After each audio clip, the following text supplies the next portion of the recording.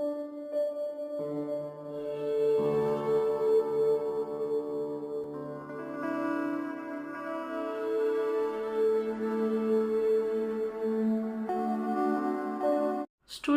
আজ আমি আলোচনা করছি জিওগ্রাফি জেনারেল সেমিস্টার 4-এর সেমিস্টার 2 এর CC4 পেপার নিয়ে। ঠিক আছে, এখানে যে প্রশ্নগুলো আমি আলোচনা করছি CBCS এর সিলেবাস অনুসারে এনভায়রনমেন্টাল জিওগ্রাফির 5 মার্কস এবং 10 মার্কসের সাজেশন। 10 মার্কসের জন্য যে প্রশ্নগুলো সবথেকে ইম্পর্টেন্ট সেগুলো হলো ক্রান্তীয় ঘূর্ণপাতের উৎপত্তি চিত্রসহ আলোচনা করা। অর্থাৎ ক্রান্তীয় ঘূর্ণপাত, যে ঘূর্ণপাতগুলো ক্রান্তীয় অঞ্চলে হয়, অর্থাৎ 5 ডিগ্রি থেকে 30 ডিগ্রি অক্ষাংশের মধ্যে যে সমস্ত ঘূর্ণপাতগুলো সমুদ্রতে সৃষ্টি হয়, সেই ঘূর্ণপাতের উৎপত্তি কিভাবে হয়, কোন কোন বৈশিষ্ট্য থাকলে তবে ঘূর্ণপাত তৈরি হতে পারে, তার চিত্রসহ আলোচনা করতে হবে। তারপরে যে প্রশ্নটা ইম্পর্টেন্ট সেটা হলো গ্রিন হাউস এফেক্ট কীভাবে জলবায়ু পরিবর্তনকে পরিবর্তন সাধন করে তার চিত্রসহ আলোচনা করা। অর্থাৎ গ্রিন হাউস এফেক্ট বা গ্লোবাল ওয়ার্মিং কীভাবে জলবায়ুকে পরিবর্তন করছে তা আলোচনা করতে হবে। তারপরে যে প্রশ্নটা খুবই ইম্পর্টেন্ট সেটা হলো মৃত্তিকা ক্ষয়ের কারণ এবং প্রতিরোধের উপায়। অর্থাৎ মৃত্তিকা কেন ক্ষয় হচ্ছে এবং তাকে কিভাবে প্রতিরোধ করা যায় সেগুলো নিয়ে লিখতে হবে। তারপরে রয়েছে আরও একটা ইম্পর্টেন্ট প্রশ্ন, সেটা হলো উষ্ণ মরু বায়োমের বন্টন এবং ভৌগোলিক বৈশিষ্ট্য। অর্থাৎ উষ্ণ মরু বায়োম কাকে বলে, কোথায় কোথায় দেখতে পাওয়া যায় এবং তার বৈশিষ্ট্যগুলো কী কী। অর্থাৎ ওই বায়োমে কোন ধরনের উদ্ভিদ জন্মায় এবং সেই উদ্ভিদকে কেন্দ্র করে কোন ধরনের প্রাণী জন্মায় সেগুলো লিখতে হবে। তারপরে যে প্রশ্নটা ইম্পর্টেন্ট সেটা হলো মৌসুমী জলবায়ুর উৎপত্তি এবং বৈশিষ্ট্য। ভারতবর্ষের মধ্যে মৌসুমী জলবায়ু কীভাবে উৎপত্তি হচ্ছে এবং তাদের বৈশিষ্ট্য আলোচনা করতে হবে।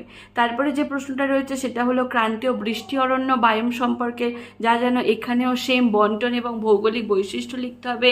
তারপরে যে প্রশ্নটা রয়েছে সেটা হলো কোপেনের মত অনুসারে পৃথিবীর জলবায়ু শ্রেণী বিভাগ, অর্থাৎ ABCDE, এবং তারপরে যে স্মল লেটারে MBCSF এই যে ওয়ার্ডগুলো রয়েছে সেগুলো কোন অঞ্চলে কোন ধরনের জলবায়ুর ক্ষেত্রে ব্যবহার করা হয়েছে সেটা লিখতে হবে। তারপরে যে প্রশ্নটা রয়েছে চিত্রসহ বায়ুমণ্ডলের উলম্ব স্তরবিন্যাস লিখতে হবে। অর্থাৎ তাপমাত্রা অনুসারে troposphere, stratosphere, mesosphere, thermosphere, exosphere এই স্ফিয়ারগুলো চিত্রসহ আলোচনা করতে হবে। তারপরে নাতিশীতোষ্ণ ঘূর্ণপাতের জীবনচক্র আলোচনা করতে হবে।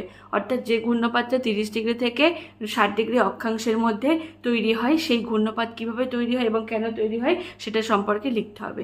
এই কটা 10 নম্বরের প্রশ্ন করলে অবশ্যই তোমাদের এর মধ্য থেকে কমন আসবে। 5 মার্কসের জন্য যে প্রশ্নগুলো ইম্পর্টেন্ট সেটা হলো বায়ুমণ্ডলে গ্রিন হাউসের প্রভাব কী, মৃত্তিকা জৈব পদার্থের গুরুত্ব, মৃত্তিকার মধ্যে জৈব পদার্থ কোন কাজে লাগে, অর্থাৎ মৃত্তিকার ওপরে পচা পাতা, সবজি পচা, কোনো উদ্ভিদকে ফেলে দেওয়া হলো, মলমূত্র ত্যাগ করা, সেই জৈব পদার্থ কীভাবে মৃত্তিকার উর্বরতাকে কাজে লাগছে সেটা লিখতে হবে। UST অনুসারে মৃত্তিকার শ্রেণীবিভাগ, পলিসল, অ্যান্ডিসল, অক্সিসল এই সমস্ত সম্পর্কে, ইন্ডোসল এই সমস্ত মৃত্তিকা সম্পর্কে তোমাদেরকে লিখতে হবে। তারপরে জীববৈচিত্র্য বিনাশের পিছনে মানুষের কী কী প্রভাব আছে সেটা লিখতে হবে। তারপরের প্রশ্ন রয়েছে হাইড্রোফাইট মানে হচ্ছে জলজ উদ্ভিদ, মেসোফাইট মানে হচ্ছে এমনি জাঙ্গল উদ্ভিদ, এই উদ্ভিদের বৈশিষ্ট্য লিখতে হবে। জলজ উদ্ভিদ হলো জাঙ্গল উদ্ভিদের বৈশিষ্ট্য। ল্যাটেরাইট মৃত্তিকার বৈশিষ্ট্য লিখতে হবে। তারপরে যে প্রশ্নটা রয়েছে ওজোন স্তরের বিনাশের কারণ সম্পর্কে তোমাদের লিখতে হবে, ওজোন স্তর কেন ধ্বংস হচ্ছে। তারপরে যে প্রশ্নটা রয়েছে মৃত্তিকার রাসায়নিক ধর্ম সম্পর্কে লিখতে হবে। মৃত্তিকার 2 ধরনের ধর্ম রয়েছে, ভৌত ধর্ম এবং রাসায়নিক ধর্ম।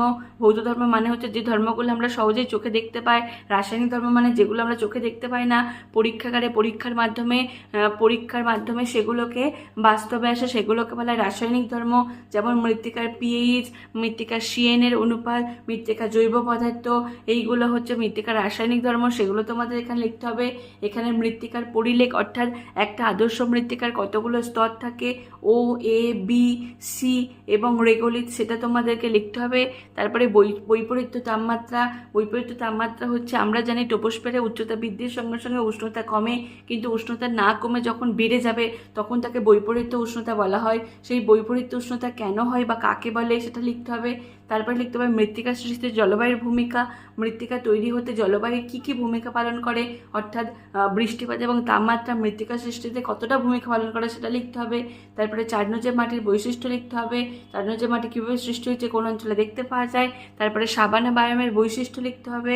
আর তারপরে শেষ যে প্রশ্নটা ইম্পর্টেন্ট সেটা হচ্ছে লবণাম্ব উদ্ভিদের অভিযোজনগত বৈশিষ্ট্য, অর্থাৎ লবণাম্ব উদ্ভিদ কোন পরিবেশে বাঁচে এবং কেন বাঁচে, পরিবেশের সঙ্গে কীভাবে অভিযোজন করে বাঁচতে পারে সেটা তোমাদেরকে লিখতে হবে। স্টুডেন্ট, যদি আমার এই ভিডিওটা ভালো লেগে থাকে অবশ্যই লাইক করো, ফ্রেন্ডদেরকে শেয়ার করো এবং সাবস্ক্রাইব করতে ভুলো না। Thank you for watching.